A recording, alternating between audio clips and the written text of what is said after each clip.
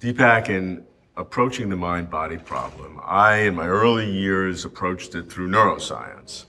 I've also explored it through different religions and understanding how religions approach it. And in the Western religions, the concept of an immortal soul is very important. From your perspective, focusing on consciousness, how does that articulate with the Western religious approach to immortal souls? If you understand that consciousness is a singular that has no plural, which is, by the way, a quote from Schrödinger, consciousness is a singular that has no plural, then you can say there's only one consciousness and everything else is an artifact. But you can have the experience of a personal aspect of consciousness. Like if I see, a wave on the ocean and I take a picture of it, I show it to you and say, hey, here's a wave. You said, that's real. Okay. We said, let's go look at it. It's gone. Okay. It was a pattern of movement of the ocean. So it's a drop. Okay. So in the deeper reality, the enlightened reality, there is only one consciousness. Okay. And you can have the experience of that. Okay. You can have it right now if you want, if you pay attention to it, because you have to pay attention to something to have the experience of something. But having said that, you can be wedded to the illusion as long as you want to. And there are hierarchies of illusion. Is this real where we are? You say it is. I say it isn't. Okay. Is heaven real? I would say it's upgrading the illusion. Okay. Is hell real? It's a downgrade of the illusion. So if you're attached to the illusion, you have the freedom to have it. So is there an afterlife? If this is real, then what you will project through your beliefs and your concepts and your imagination will be what you're wedded to. So the bardos, the hells, the heavens, the purgatories, they're as imagined as this one. Why do you think this is more real? Because you're in it. Okay, why do I think my dream was real last night? Because I was in it. Only after I woke up from it, I said, oh, that was a dream. Last night I had a dream. I was with Clint Eastwood. We played tennis on Pebble Beach. And we won the trophy. We were in the newspaper. This morning, to my disappointment, I realized I was the newspaper, I was the Pebble Beach, I was Clint Eastwood. They were all projections of my consciousness. You're having that illusion right now. You think you're Robert, I'm Deepak, we're in La Jolla. They're all projections of your consciousness. So does that mean that the concept of immortal souls is something that is a manifestation of an illusion, as you would see it, and that is kind of a mechanism that the illusion uses to make a self-consistent story? Yes, totally.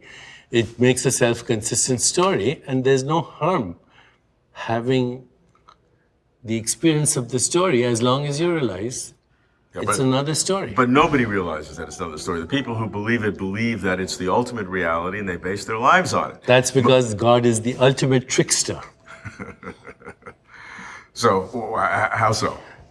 Has manifested these infinite worlds. I mean, now our scientists are telling us there are 10 to the power of 500 universes. We can mathematically prove in our mind, we don't know what the mind is, it's an illusion, but we can prove that there are actually 10 to the power of 500 universes. And the Vedantist, by Vedantist, it's a term. I just mean somebody who understands consciousness. They say infinite universes. They're like little motes of dust dancing in a beam of light that's shining through this hole in the roof. Infinite universes come and go in the vast expanse of consciousness, like little motes of dust dancing in a beam of light. Are they real? Are they illusions? Your choice. Well, I mean, it's one or the other. It can't be just my choice. No. My It's choice. both. That's the other thing of dualism. It's one or the other. Why can't it be complementarity? It's wave and particle at the same time. It's mind and matter at the same time. They are both projections of consciousness. If consciousness is the ultimate reality, then that's fine. Then everything else is different reflections of that, and some may be more accurate and some less accurate. But there is an ultimate truth. We may never get at it. We may never learn it. Ultimate truth is consciousness. Okay, I mean, that's fine. So, all right, if the ultimate truth is consciousness, I still want to understand how an immortal soul, as conceptualized by Western religions, would articulate with it. Is it a completely erroneous? Is it an expression? Because there seems to be a fundamental difference. Fundamental difference being an immortal soul, the concept of the person in Western thought is that the person is an independent identity, and that identity is going to maintain itself, whether it goes to heaven or hell. I mean, those are doctrinal things. You don't have the I don't wanna same worry about that. identity you had 2 weeks ago. What are you talking about? You don't have the same identity you had as a teenager. No, certainly none of my molecules are the same. But Not even your mind. But I feel Not the even your same. But emotions. my- Not even your personality. None of those things are the same, but I feel like I am the same person. Because the only thread there on all these beads of experience is consciousness. Okay. Okay. I accept that. So Western religion would say that what I'm feeling is this immortal soul, which is the real me inside of me. I'm not saying I agree with it. I'm just But trying it's to. not inside of you. I can't find it. Okay. You are inside it. Okay, fine. Well, there is an immortal soul existing in some space. It's not a physical space. That is a unique me, though. That's the concept of an immortal soul. It's a unique me. And it will go, after I die, it will have some independence. Some people believe it'll sleep for a while, then be resurrected to a body. Other people will believe it have a consciousness and go to a purgatory. If it, You can have all those, by okay. the way. It's a free lunch. Yeah, but don't give me something that's not real. Don't you're giving me my choices. I don't want that. I want what's the truth. And if the truth is nothing, and I'm destined to just die, then I'm willing to. I won't like it, but I want that reality. Don't make me feel good. Tell me the truth. The truth is that oblivion is not possible. Okay, transcendence is. We think we are afraid of oblivion. Okay, it's not possible. You can't even imagine it. Imagine your own oblivion. Yeah, I can't. Can't, But right? but I can't imagine the world existing before I had conscious knowledge. But it did. I can imagine it. I can't experience it I can experience it vicariously. vicariously. Yeah. Well, you're experiencing this vicariously right now too. It's your present state of consciousness, which is. What did you have for dinner last night? I think I had granola. Okay. Now, as I ask you the question, can you remember where you had it? Yeah. Can you see a picture and who you were with? Yeah. Where was that information before I asked you the question? Most people would say, it's in my brain. Well, first of all, I can't find that information on a cellular level in your brain. Nor can I find that picture. Okay? Right. So where was it?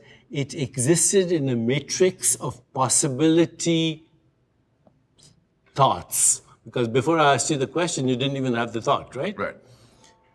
So where was it? It was non-local.